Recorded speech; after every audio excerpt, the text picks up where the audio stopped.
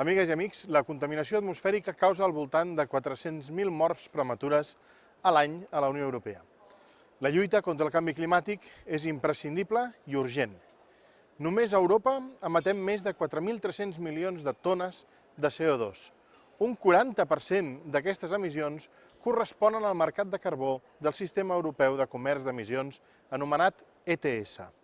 És un sistema de limitació de les emissions de més d'11.000 instal·lacions, com centrals elèctriques, plantes industrials, que tenen un elevat consum energètic, i també de companyies aèries. Aquest sistema té l'objectiu que qui contamina ha de pagar per aquests drets d'emissió.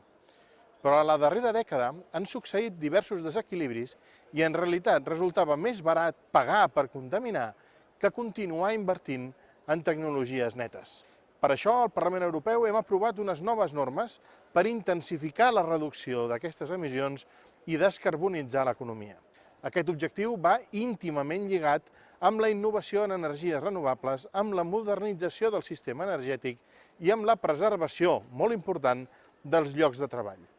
L'objectiu és que la quantitat de drets d'emissió es vagi reduint cada any amb una reducció global del 43% de les emissions d'aquest mercat abans de 2030 i per aconseguir-ho s'han creat dos nous fons de finançament.